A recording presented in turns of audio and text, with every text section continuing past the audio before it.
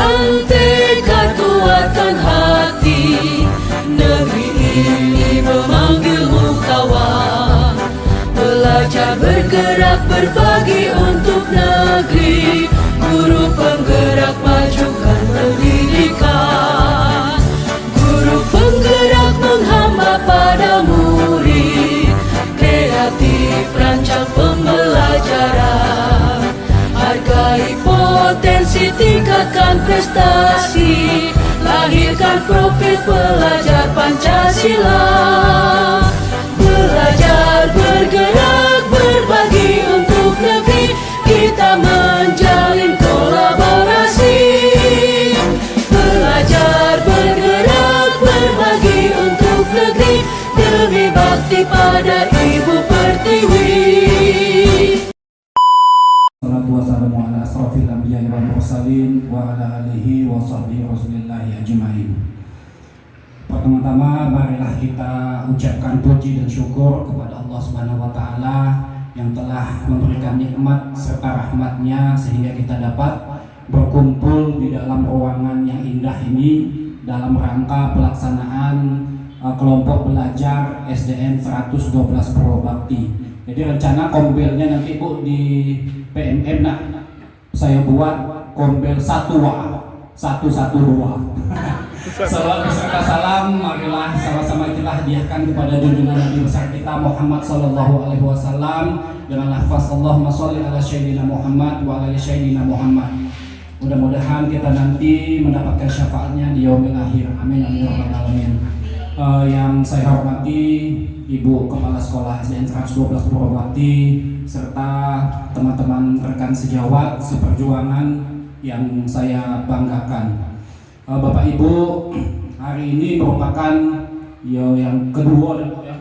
Yang pertama kita sudah menyusun PMM kemarin. Ini kombel kedua. Inilah istilahnya resminya, lado spanduknya. Alhamdulillah berjalan.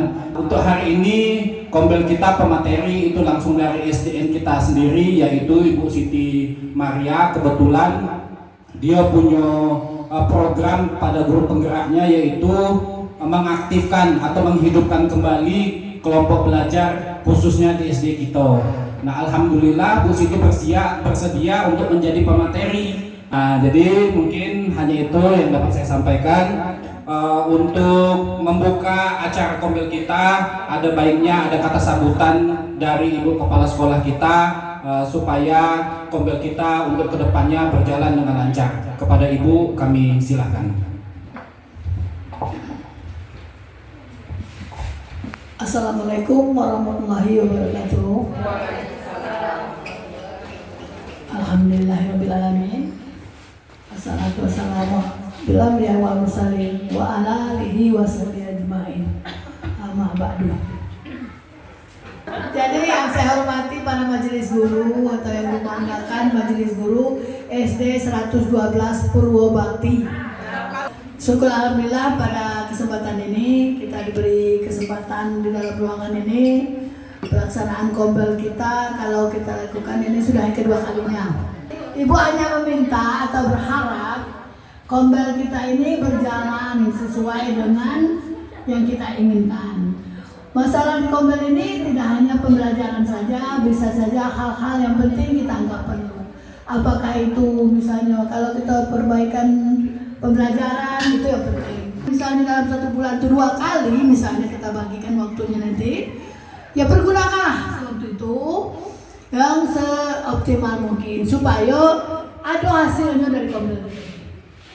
Nah, jadi itu mau Ibu minta supaya baik masalah pengisian PPM atau nanti kalau untuk yang PNS yang misalnya SKP segala macam itu kan sekarang ini kan semua sudah online semua. Itu kan semuanya dapat ilmu bagi itu. Nah, begitu Ibu sampaikan. Kemudian lagi kerjasama kalian Ibu harapkan. Ibu sangat senang sekali. Selain dari ilmu yang kalian sampaikan, tolong kalian sampaikan juga nasihat seperti ini. Kenapa karakter anak kita sekarang beda dengan zaman-zaman kami dulu. Nah, jadi makanya jadi di kelas itu jangan otomatis atau jangan fokus pada pembelajaran yang diajar itu. Selingin juga lah dengan nasihat atau bisa berbentuk apalah kalian tahu lah. semuanya sumber itu banyak di dalam PMM itu kan. Nah, jadi di sini Ibu beri kesempatan bahwa kalau kita sebagai guru itu usahakanlah mendidik atau mengajar anak itu dengan ikhlas. Jadi supaya anak yang menerima juga dengan tenang, kita puas. Nah, itu kepuasan sendiri itu ada dapat dari gitu. Nah, itulah yang dapat Ibu sampaikan. Lebih kurang Ibu mohon maaf. Wabillahi taufiq. Assalamualaikum warahmatullahi wabarakatuh. Ya, terima kasih kepada Ibu Kepala Sekolah. Selanjutnya untuk mendapatkan keberkahan dan kelancaran acara kelompok belajar kita, marilah sama-sama kita meminta doa dengan Allah Subhanahu wa taala yang mana akan dipimpin langsung oleh Bapak Aspandi. Kepada Pak Aspandi kami silakan.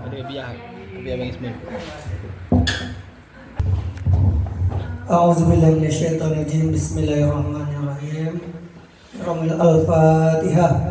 A'udzubillahi minasyaitonirrajim. Bismillahirrahmanirrahim. Alhamdulillahirabbil alamin. Arrahmanirrahim. Maliki yaumiddin.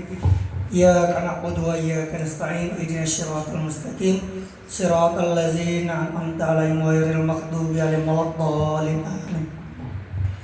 A'udzubillahi minasyaitonirrajim. Bismillahirrahmanirrahim. Alhamdulillahirabbil alamin. Wassalatu wassalamu ala asrofil anbiya'i wal mursalin wa ala alihi washabihi ajmain.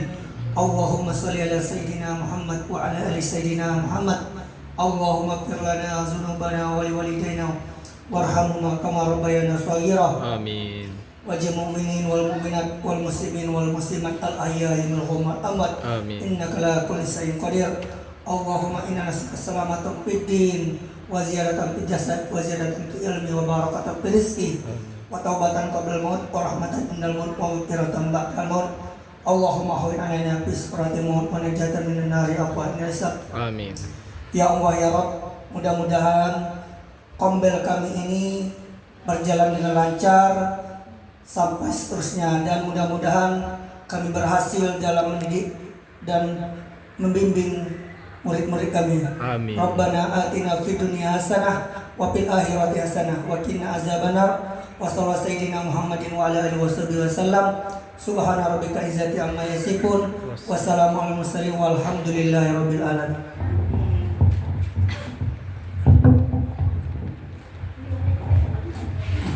Terima kasih kepada Pak Aspandi. Langsung saja kita masuk pembahasan materi pada hari ini, peran budaya positif di lingkungan sekolah kita. Kepada Bu Siti kami silahkan. Terima kasih. Assalamualaikum warahmatullahi wabarakatuh. Waalaikumsalam warahmatullahi wabarakatuh. Yang saya hormati Ibu Kepala Sekolah, yang saya hormati Bapak Ibu guru sekalian yang ada di SD 112. Terima kasih atas kesempatannya yang telah diberikan untuk saya sebagai pemateri di kombel kita ini. Tak lupa Alhamdulillahirabbil alamin. Alhamdulillah, terima kasih kepada Allah karena hari ini kita bisa berkumpul dalam keadaan sehat walafiat, dalam keadaan kesempatan. Dan tak lupa sholawat beserta salam kepada junjungan kita Nabi besar Muhammad Sallallahu Alaihi Wasallam dengan menyebutkan lafaz Allahumma sholli ala sayyidina Muhammad wa ala ali sayyidina Muhammad. Baik, tak memperpanjang mukadimah. Terima kasih kepada Bapak Ibu semuanya dan kepada Ibu Kepala Sekolah yang telah memberikan kesempatan untuk saya mendesimasikan apa yang telah saya dapatkan dari pendidikan guru penggerak. Yang ini adalah materi dari modul 1, terakhir dari modul 1.4, yaitu budaya positif, yang memang harus saya desiminasikan kepada sekolah yang saya ini tempat saya bekerja. Di situ saya harus menyebarkan juga dengan teman-teman semuanya. Ya silahkan Bapak Ibu yang sambil nih santai saja, yang mau menikmati apa yang ada silahkan. Nah, di sini saya akan menyebarkan pemahaman dan penerapan pengalaman tentang budaya positif. Nah, baik. Bapak mati.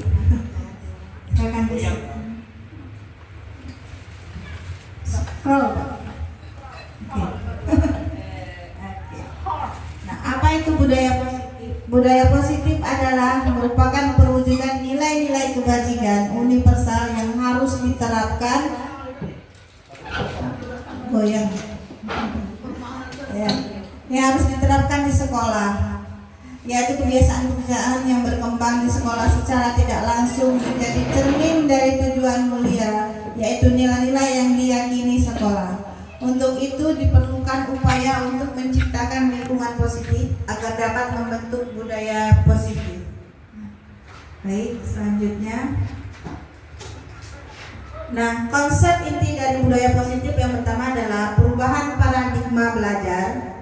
Yang kedua, disiplin positif. Nah, nanti ada bedanya antara budaya positif dan disiplin positif. Kemudian ada nilai-nilai kebajikan. Kemudian ada kebutuhan. Yang keempat, kebutuhan dasar manusia. Yang kelima, motivasi perilaku manusia. Yang keenam, posisi kontrol guru. Ini adalah inti dari semua yang harus kita jalani ya Bu. Kemudian yang 7, keyakinan kelas. Baru yang ke-8, segitiga restitusi. Baik, selanjutnya. Nah, ini adalah pembelajaran dengan paradigma baru. Kita sudah mengalaminya ya, yaitu profil pelajar Pancasila.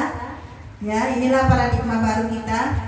Pembelajaran dengan paradigma baru merupakan pembelajaran yang dirancang berdasarkan prinsip pembelajaran berdiferensiasi, sehingga para peserta didik belajar sesuai kebutuhannya berdasarkan tahap perkembangan sesuai teori psikologi modern untuk mewujudkan profil pelajar Pancasila. Jadi semua pembelajaran muaranya ke profil pelajar Pancasila, Bapak Ibu.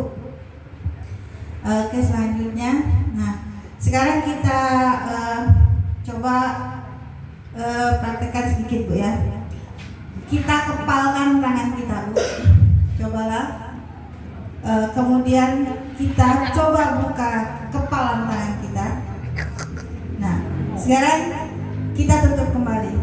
Nah, di sini ada pertanyaan. Mengapa membuka kepalan tangan? Kemudian mengapa alasan membuka kepalan tangan Anda? Apakah Anda menutup kepalan tangan Anda? Mengapa alasan Anda tetap menutup kepalan tangan Anda? Nah, dalam kegiatan ini sesungguhnya siapa yang memegang kendali itu intinya Bu. Jadi kalau kita disuruh orang punya, kalau kita disuruh orang kepalkan tangan gitu, tetapi hati kita tidak mau kan? Kita nggak mau melakukannya gitu. Tapi kalau kita sudah ada sugesti, misalnya sugesti dari kepala sekolah misalnya kan, ibu-ibu kepalkan tangan, nah kita ikut kan, itu kepalkan tangan, buka tangan, bukan. Sugestinya ini bagaimana? Kita seorang guru Bu, nah kita seorang guru hanya bisa bagaimana cara kita membuat si anak tadi merasa bertanggung jawab kepada dirinya sendiri, bahwa kalau yang kita suruh itu adalah baik untuk dia gitu. Jadi makanya dia tuh nurut. Kenapa dia nurut? Berarti dia adalah sudah sadar tentang dirinya, oh itu bagus gitu. Tapi kalau tidak bagus, mungkin secara pribadi mereka dia akan menolak begitu ya Bu. Oke, selanjutnya. Nah, miskonsepsi tentang teori kontrol. Selama ini kita mungkin menyadari diri kita sendiri ya.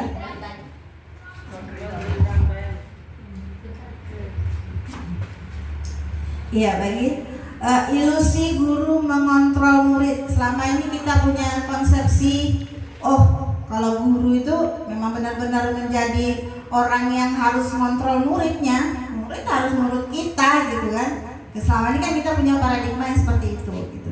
Kemudian ilusi bahwa semua penguatan positif efektif dan bermanfaat. Ya, mungkin sedikit banyaknya ada benarnya, tapi kadang ada juga yang masih kurang tepat. Kemudian ilusi bahwa kritik dan membuat rasa bersalah maupun menguatkan karakter. Nah, ini kadang-kadang kita sering memarahi seorang anak yang bersalah, justru kita membuat mereka merasa bersalah gitu. Nah, kita memang sengaja membuat mereka merasa bersalah, berharap mereka tahu oh itu kesalahan dia untuk bisa berubah gitu. Kemudian ilusi bahwa orang dewasa berhak memaksa. Ya, kita kan taunya kamu anak kecil harus nurut dengan kita gitu kan. Nah itu, nah ini paradigmanya yang miskonsepsi yang artinya selama ini mungkin ada salahnya. Baik, silakan selanjutnya. Nah, mengubah paradigma stimulus respon ke pendekatan teori kontrol. Ini ada teori kontrol Bu sekarang ini untuk Bapak Ibu semuanya. Ya. Baik nih, keamanan kebutuhan kita sama, kualitas kebutuhan kita berbeda. Nih ada yang di sebelah kanan, sebelah kiri ya. Semua orang melihat hal yang sama. Kemudian setiap orang memiliki gambaran yang berbeda. Nah, kita mencoba mengubah orang agar berpandangan sama dengan kita. Kita berusaha memahami pandangan orang lain tentang dunia. Nah, ini perbedaannya. Semua orang melihat hal yang sama. Setiap orang memiliki gambaran berbeda. Ya mungkin kita punya prinsip beda-beda ya Bu. Meskipun kita sama di dalam satu sekolah ini, tapi kita punya prinsip yang berbeda, punya cara yang berbeda. Itu. Kemudian kita berusaha memahami pandangan orang lain tentang dunia.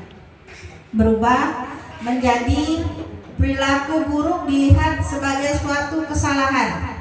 Nah, sering kita menganggap anak ini selalu melakukan kesalahan. Berarti dia ini anak yang nakal, anak yang bandel kayak gitu kan. Tapi kita tidak pernah memahami apa sih di belakang itu, kenapa dia seperti itu gitu kan. Jadi kembali lagi kita, semua perilaku memiliki tujuan sebenarnya gitu kan.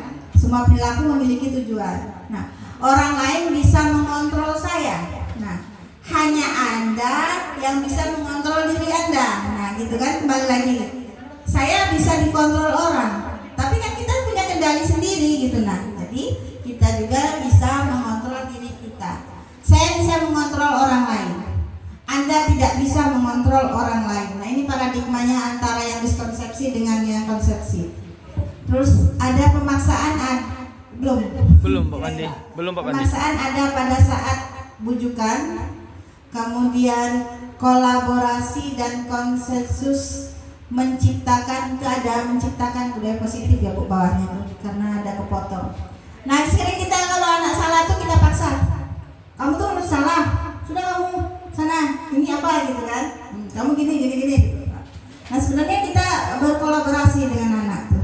Kita tanya anak, kamu kok kenapa seperti itu? Kenapa terlambat gitu kan?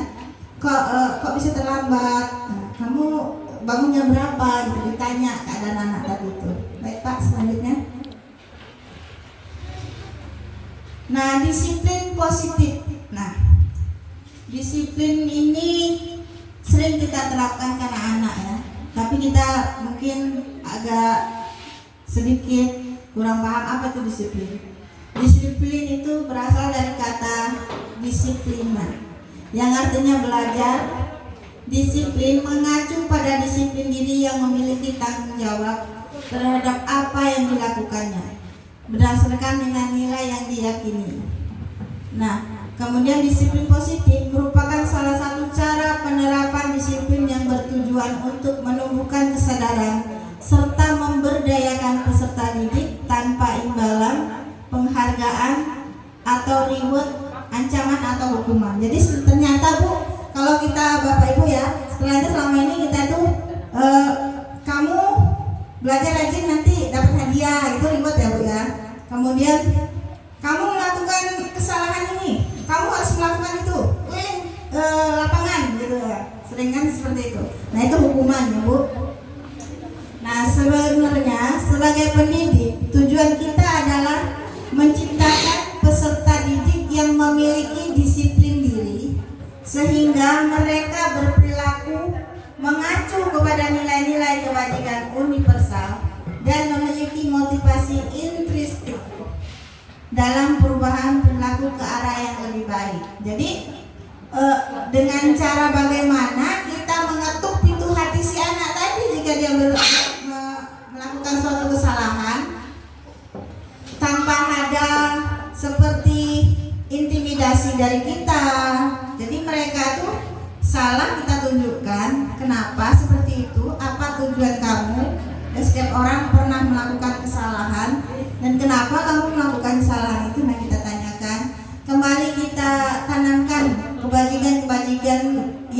menurut mereka itu patut diteladani. Nah, itu kembali lagi Bu ya. Oke, selanjutnya Pak. ada nilai-nilai kebajikan. Contohnya di sini profil pelajar Pancasila. Ibu kita sudah tahu ya, dari sini beriman dan bertakwa kepada Tuhan Yang Maha Esa. Nyanyi Pak. Pak Pandi nyanyi dulu Pak. Beriman dan bertakwa pada Tuhan Yang Esa, yang berakhlak mulia, berkebinekaan global, gotong royong mandiri, kreatif dan bernalar kritis. Mantap Bu Heni ya, ada itunya, ada muda ya Bu Heni. Iya, mantap. Tepuk tangan dulu untuk semuanya. Iya.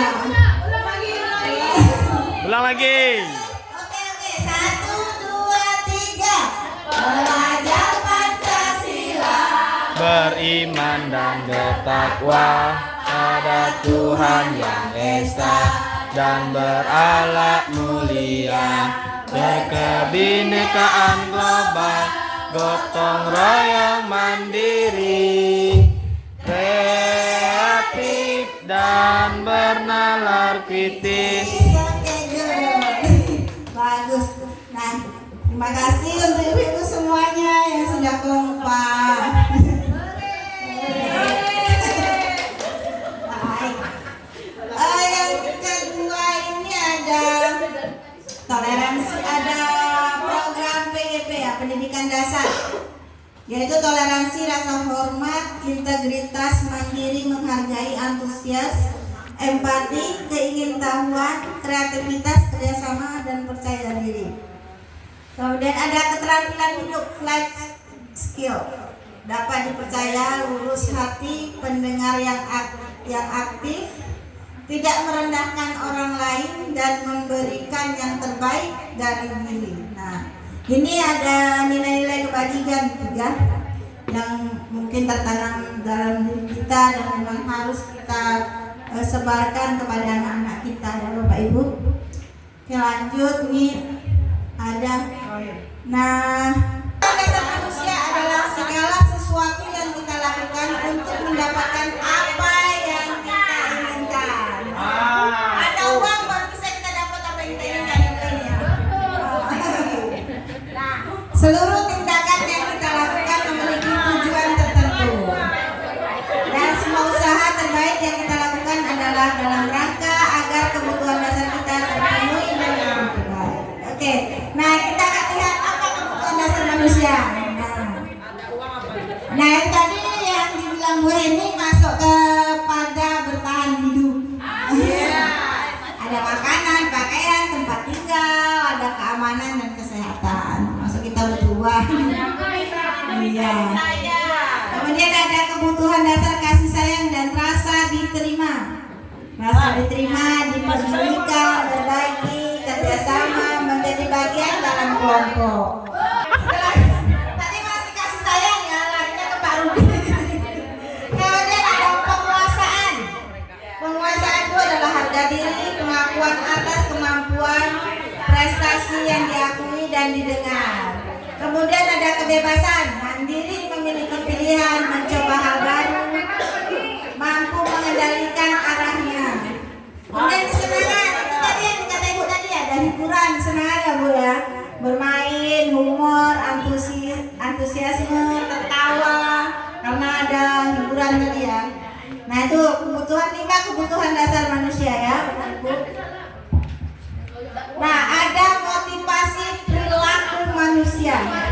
Nah setiap manusia itu mempunyai motivasi perilakunya. Nah, ya. Ya Bu, ada yang perlu ditanyakan? Lanjut. Oke. Kembali ke motivasi perilaku manusia. Setiap orang pasti punya tujuan dalam hidupnya dan dia pasti termotivasi untuk hal-hal tertentu. Misalnya untuk hobinya tadi, pokoknya harus punya uang yang banyak dengan cara apa? Harus banyak mensejahterakan keluarga, ya kan? Ya, itu motivasinya. Motivasi menjadi PNS kalau Pak Aspandi sekarang ini. Ya. Amin. Ya. Amin. Pak Aspandi motivasinya jadi PNS sekarang, dia lagi muda. Amin. Amin ya robbal alamin. Kemudian juga, ya. Amin, mudah-mudahan berhasil, mudah-mudahan dimudahkan. Bu Rama juga Bu. Bu Rama tinggal. Bu Rama nunggu P3K katanya. Ya, Bu. Jadi sudah, ya.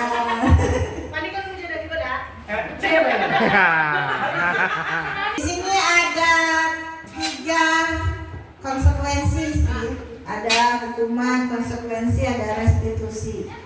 Nah, kalau hukuman itu tidak terencana, tiba-tiba murid tidak tahu apa-apa yang akan terjadi, tidak dilibatkan, bersifat satu arah, berupa hukuman fisik atau psikis.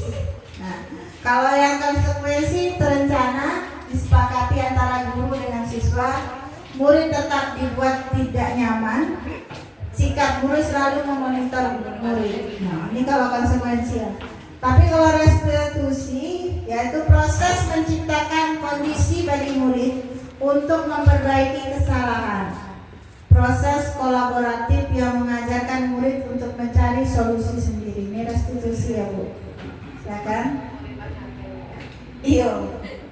Nah, sekarang ini Bu, saya coba kasihkan ini ada sedikit ini. Saya tanya coba. Ini ada hukuman atau konsekuensi dari contoh ini. Ya. Olahraga. Ibu olahraga ini. Bukan.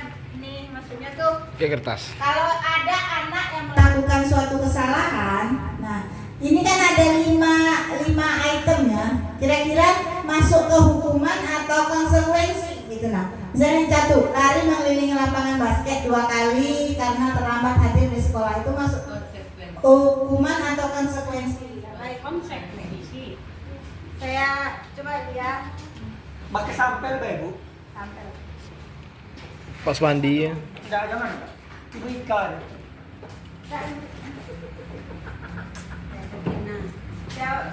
Tadi ada minum.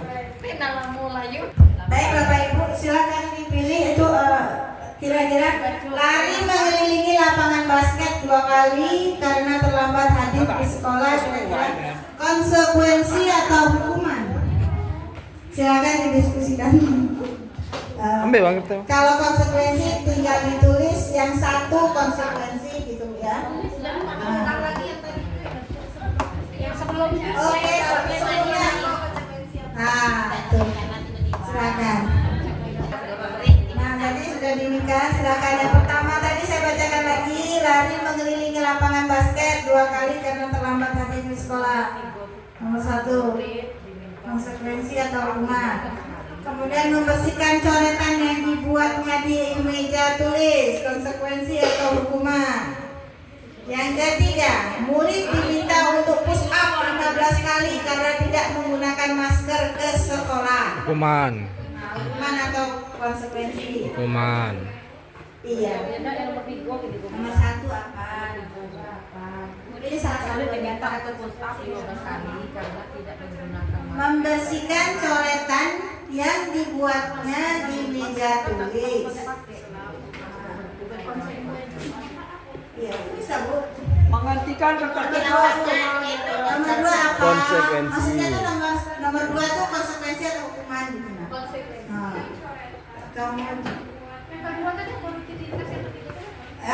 Murid meminta untuk restitusi. Nah, pilihannya 2 Bena. Dua, Mbak. Iya. Ya, sengaja Bu belum saya jelaskan ini. Maksudnya kita kembali ke dasar dulu. Apa pengalaman kita dulu Bu? Nah, selama ini kira-kira apa gitu? Saya ini apa ya? Asesmen diagnostiknya dulu. Baru nanti asesmen formatifnya ya. Sekarang asesmen diagnostiknya dulu. Beli banyak nih Bu. Menggantikan kertas tugas teman yang telah dicoret-coret. Kira-kira konsekuensi atau hukuman? Nah. Hah?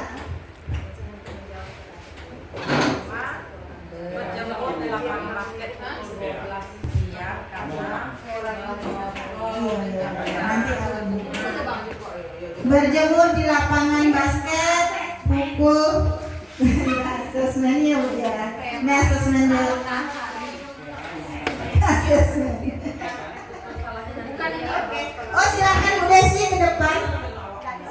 Iya, Bu Desi sudah menjawab. Boleh silakan. Jawab di situ, Bay. Baik. Joko. Terima kasih kepada Bu Siti atas waktu yang telah diberikan kepada saya. Untuk yang nomor 1 di sini lari mengelilingi lapangan basket 2 kali karena terlambat hadir di sekolah. Kalau saya misi di sini konsekuensi Bu Siti. Karena sudah terencana dan disepakati guru dan murid bersama. Terus untuk yang nomor 2, membersihkan coretan yang dibuatnya di meja tulis. Kalau menurut saya di sini hukuman. Karena itu kan mendadak, mungkin pas belajar dia nyoret meja, nah guru nampak langsung disuruh bersihkan. Jadi kan itu jatuhnya hukuman.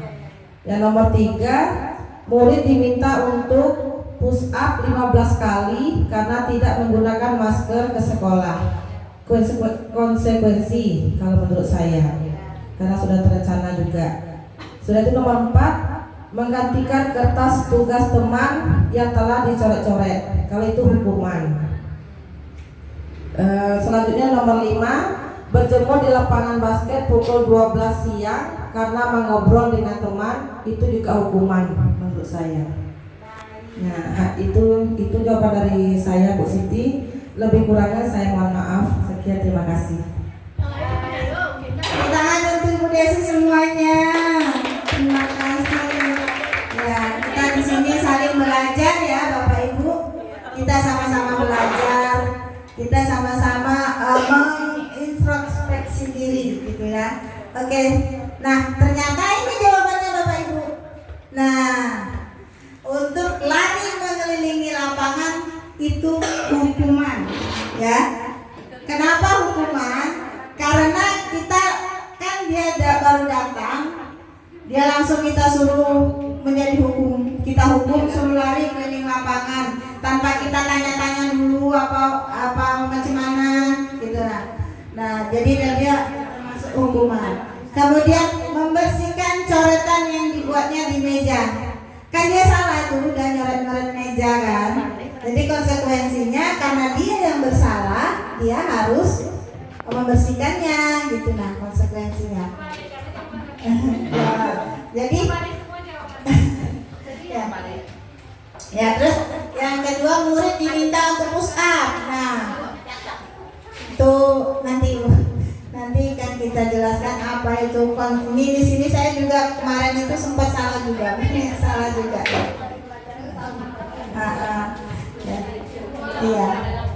Iya.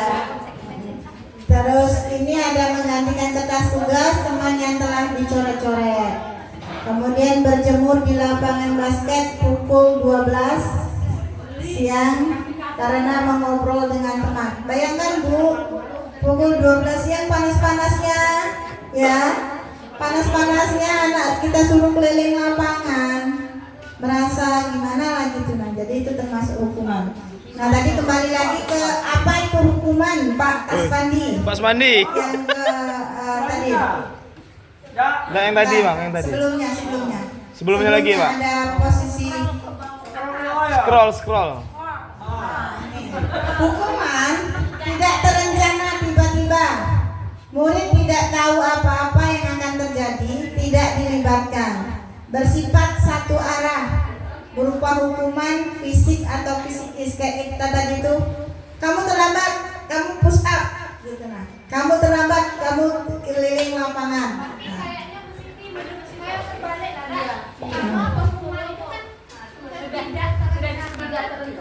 Iya.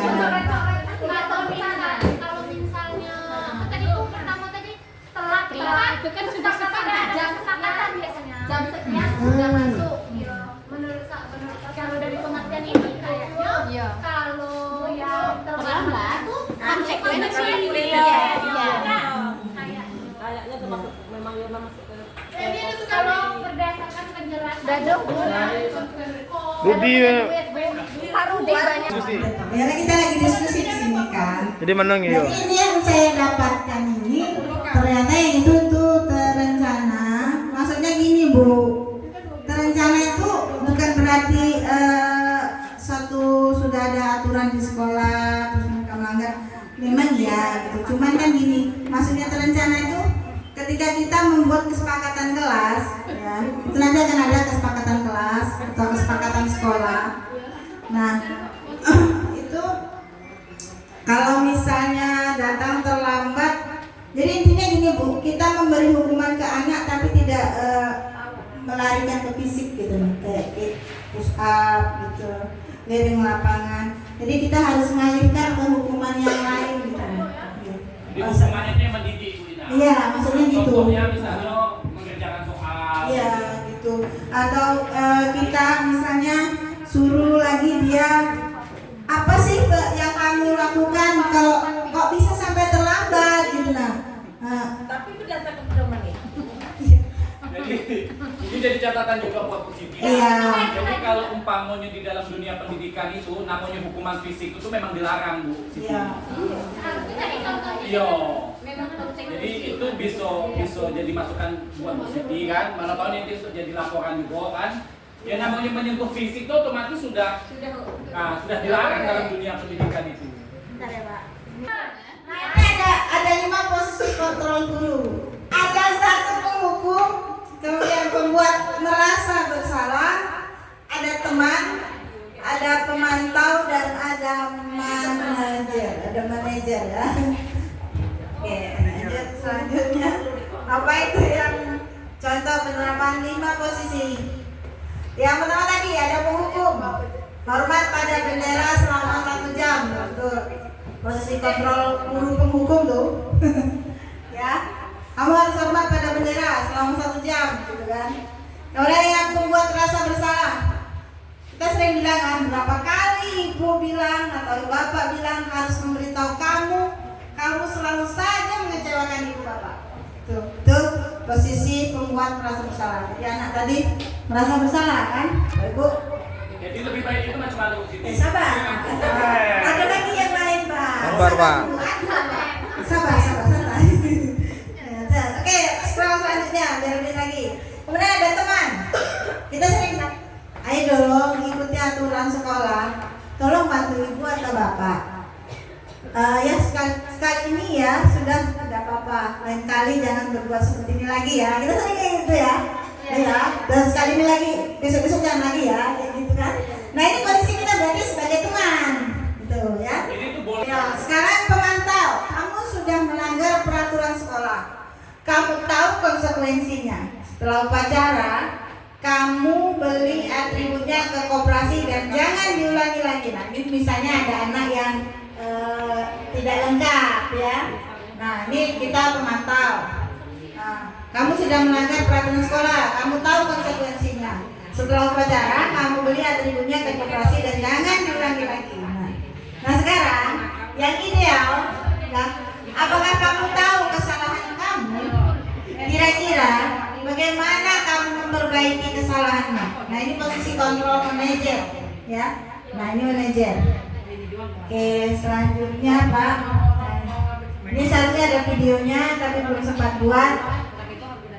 Nah posisi kontrol, apakah saya kecewa sekali dengan kamu. Nah sering kita seperti itu dah sama bapak, sama anak-anak dah. Saya kecewa sekali dengan kamu sudah berbuat seperti itu ya. Ini pembuat merasa bersalah. Kemudian kamu tidak pernah benar melakukannya, kamu selalu salah. Nah itu penghukum. Ayolah lakukan demi bapak, sayang. Ayolah. Kamu kan bisa, ayolah demi ibu dan bapak. Itu teman ya. Kemudian pemantau. Kamu tidak pernah mendapatkan nilai jika tidak mengerjakan tugas. Nah, sering seperti itu. Itu pemantau, Bu. Nah, kita memantau melakukan hukumannya juga. Kalau tidak dipantau dia tidak akan bisa ini. Kita harus tetap kalau posisi pemantau ini dia memberikan suatu konsekuensi kepada anak, tetapi dia tetap harus dipantau gitu. Oke, kalau manajer, nah yang saya lakukan waktu kemarin itu Bu, Apa Bu? Belakang. Belakangan nanti ada absennya memang. Jadi yang manajer ini yang saya praktekkan kemarin dengan anak Bu, itu restitusi namanya, ketiga restitusi. Nah itu posisi manajer yang saya praktekkan ke anak kemarin yang saya buat video itu. Nah itu ada beberapa pertanyaan. Apa rencanamu untuk menyelesaikan masalah ini? Kemudian apa selanjutnya harus kamu lakukan? Itu pertanyaan-pertanyaannya. Kemudian kamu tahu nggak keyakinan kelas kita? Nah sebelumnya kita kan sudah buat keyakinan kelas. Keyakinan kelas apa yang sudah kamu langgar gitu loh. Oke, selanjutnya ini kita akan belajar tentang keyakinan kelas. Mengapa keyakinan kelas? Mengapa bukan peraturan kelas? Nah, keyakinan kelas. Apa bedanya? Kenapa keyakinan kelas bukan peraturan kelas? Gitu lah. Nah, ternyata keyakinan kelas ini silakan Pak scroll lagi. Pembentukan keyakinan kelas ini bersifat abstrak, berupa pernyataan universal yang tadi kebajikan-kebajikan yang pertama kita lakukan tadi kan. Kemudian dibuat dalam pernyataan positif, tidak ada lagi kata jangan, tidak ada lagi kata tidak boleh. Nah, jadi misalnya tidak boleh membuang sampah sembarangan digantikan dengan jagalah kebersihan seperti itu kan. Jadi ada kata positifnya Bu ya. Nah, kemudian pokoknya tidak boleh jangan terlambat diganti dengan tepat waktu, disiplin tepat waktu gitu. Kemudian dibuat dalam pernyataan positif sedikit saja agar mudah dimengerti, artinya yang simpel-simpel aja tadi kayak tepat waktu, jagalah kebersihan tuh. Nah itu. Kemudian ada sesuai dengan kondisi kelas dan sekolah sehingga mudah diterapkan. Nah, kemudian semua warga sekolah atau warga kelas dilibatkan dalam membuat keyakinan kelas. Kita tanya dulu ke anak-anak, apa sih yang harus kita inginkan di kelas kita? Apa yang harus kita buat peraturan tadi? Tapi sebenarnya menjadi keyakinan karena kita buat atas kesepakatan bersama, gitu. Menjadi keyakinan kelas. Nah ini yang sudah saya lakukan kemarin, pembentukan keyakinan kelas dengan anak-anak. Baik Pak, mungkin udah tahu lah Pak. Nah ini keyakinan kelas tadi ini contohnya Bu. Budaya 5S, senyum, sapa, salam, sopan, santun. Tuh. Kemudian seharusnya ini dilarang nih tidak ada di situ, jadi diganti tepat waktu ya. Kemudian berpakaian rapi sesuai hari, aktif dalam pembelajaran. Nah ini yang salah satu kesalahan yaitu dilarang tepat waktu, dilarang datang tepat waktu ya, bukan dilarang ya, datang betul ya, datang tepat waktu ya. Tadi tidak ada kata dilarangnya ya. Oke, yang ini nah kita sebagai posisi control manager akan mempraktekkan segitiga restitusi, yaitu yang pertama menstabilkan identitas. Contohnya bagaimana Bu? Anak buat salah kan, kita panggil. Oke, kamu tahu kenapa saya panggil kamu ke sini? Gitu nah. Apa yang sudah kamu lakukan? Gitu nah. Itu menstabilkan identitas. Kemudian validasi tindakan salah. Kamu tahu nggak apa yang sudah kamu lakukan? Salah nggak apa yang sudah kamu lakukan? Gitu. Kemudiannya, kira-kira kamu yang sudah kamu lakukan salah atau tidak? Kemudian yang ketiga itu menanyakan keyakinan kelas. Nah, apa yang sudah kamu lakukan? Apakah sudah melanggar keyakinan kelas? Keyakinan kelas yang mana sudah kamu langgar? Kalau kita ada anak yang masih salah ya, lanjut Pak. Oke, menstabilkan identitas ya. Ini salah satunya.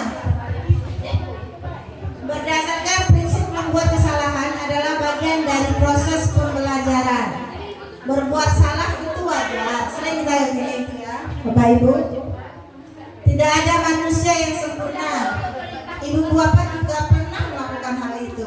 Ibu bapak tidak mau mencari siapa yang salah, tapi ibu bapak ingin mencari solusi dari permasalahan ini. Kamu berhak merasa begitu. Ini salah satu kata-kata yang akan kita lontarkan ke anak. Contohnya ya, kalau kita menstabilkan identitas ketika kita melakukan restitusi dengan anak ya. Kemudian yang kedua, validasi tindakan salah, yaitu berdasarkan prinsip setiap perilaku berupaya memenuhi suatu kebutuhan tertentu. Setiap kesalahan pasti ada tujuannya. Nah, kita tanyakan, kamu pasti punya alasan mengapa melakukan hal ini. Padahal kamu bisa melakukan yang lebih buruk dari ini ya. Kamu melakukannya karena mempertahankan sesuatu yang penting bagimu. Nah, contoh Bu, kalau ada anak yang mencontek itu kan pasti yang dicontek itu marah gitu kan, berkata kasar atau apa. Nah, kita panggil selain yang mencontek itu kita panggil juga yang marah-marah tadi, anak yang dicontek. Nah, kamu pasti melakukannya karena mempertahankan sesuatu yang penting bagimu, kan gitu kan kita tanyakan. Nah itu. Oke, selanjutnya, apa keyakinan kelas kita? Nilai apa yang telah disepakati bersama? Seperti apa gambaran sebuah kelas yang ideal menurut kamu? Kamu ingin menjadi orang yang seperti apa? Nah ini pertanyaan tentang keyakinan kelas, Bu. Ya, menanyakan keyakinan. Berdasarkan prinsip teori kontrol bahwa pada dasarnya kita termotivasi secara intrinsik. Jadi kita menumbuhkan motivasi dalam diri anak nih dengan menjalankan kontrol manajer tadi itu, berarti kita memberikan hukuman tapi yang menyadarkan anak tadi termotivasi pada dirinya. Kamu sudah tahu kesalahan kamu apa? Oh ya Bu, terlambat. Nah, lalu apa yang harus kamu lakukan? Nah, misalnya supaya tidak terlambat gitu. Ya Bu, besok bangun lebih pagi, misalnya dia bilang kayak gitu kan. Besok bisa datangnya lebih cepat lagi gitu. Besok, atau kamu kenapa tidak bikin PR gitu kan. Nah, kenapa gitu kan. Terus lalu seperti apa selanjutnya supaya kamu tidak terjadi lagi seperti ini. Misalnya kita tanya seperti itu kan. Apa yang harus kamu lakukan? Nanti kan dia menjawab sendiri. Nah, besok saya harus belajar, saya harus buat PR-nya lebih ini lagi gitu. Nah begitu contohnya ya, menanyakan keyakinan juga. Baik Pak, selanjutnya. Ini salah satu tadi yang pernah saya lakukan. Sinyalnya ya. Pokoknya yang kemarin itu ya. Skip lah.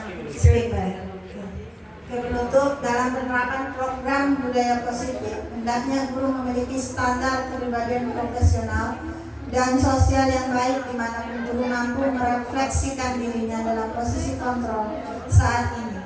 Bagaimana perjalanan dirinya sebagai among atau manajer yang menuntun murid-muridnya menjadi insan yang mandiri, merdeka dan bertanggung jawab. Jadi kita selaku pendidik adalah seorang pemomong, kalau kata Ki Hajar Dewantara ya. Kita tuh ngomong anak gitu.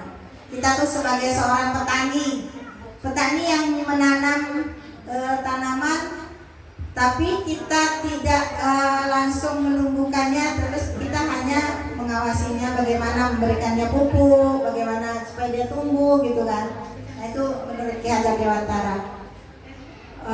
Menjadi supaya kita bagaimana memposisikan diri agar menjadi pendidik yang menumbuhkan rasa sikap mandiri, tanggung jawab dan disiplin kepada anak. Disiplin positifnya, mereka lahir secara intrinsik dari dalam diri ya, ada motivasi dalam diri dia sendiri untuk melakukan sesuatu hal yang baik berdasarkan nilai-nilai kebajikan. Baik. Nah, selanjutnya ya, terima kasih. Itulah materi yang akan saya bawakan. Ya, terima kasih semuanya. Ini tadi materi di modul 1 ya. Nah, sekarang saya sedang mendiseminasikan apa yang telah saya dapatkan. Saya sudah memberikan penyebaran kepada Bapak Ibu semuanya. Terima kasih atas kesempatannya hari ini. Silahkan Bapak Ibu kalau ingin ditanyakan atau ingin menanyakan, silahkan. Atau nanti dalam sesi-sesi selanjutnya kita bisa berdiskusi ya Bu ya. Dalam hari-hari kita jika ada yang merasa perlu saya bantu, silakan Bapak Ibu ya. Baik, terima kasih atas kesempatannya.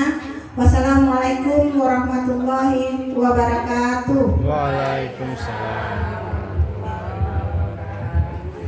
Terima kasih Bu Siti, mudah-mudahan apa yang disampaikan Bu Siti dapat bermanfaat untuk kita dalam penerapan pembelajaran di kelas, dalam menghadapi anak-anak kita di kelas juga.